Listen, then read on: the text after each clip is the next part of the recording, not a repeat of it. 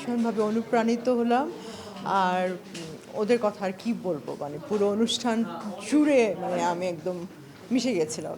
কর্মহীন পূর্ণ অবকাশে বসন্ত বাতাসে অতীতের তীর হতে যে রাত্রি বহিবে দীর্ঘশ্বাস, ঝরা বকুলের কান্নায় বেথিবে আকাশ, সেই ক্ষণে মনে রেখো কিছু মোর পিছে রহিল সে, তোমার প্রাণের প্রান্তে বিস্মৃতি প্রদেশে, হয়তো দিবে সে সত্যি, হয়তো করবে প্রাণের মুরতি। স্বপ্নীল আমাদের ভীষণ প্রাণের একজন বন্ধু, সেই সাথে পোলাক। রবীন্দ্রনাথ তো আমাদের প্রতিদিনের, রবীন্দ্রনাথ আমাদের প্রতি সময়ের, প্রতি মুহূর্তের।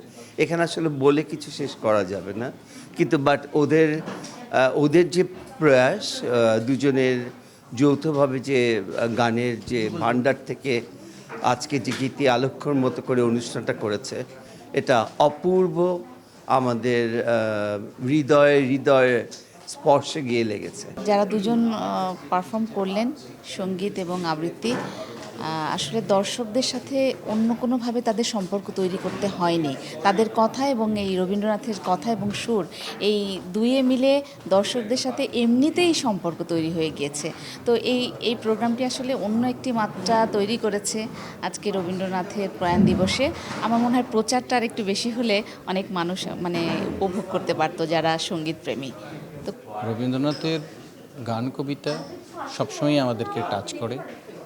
তো আজকের এই পরিবেশনা যে চমৎকারভাবে তারা করেছেন, টাচ করেছে।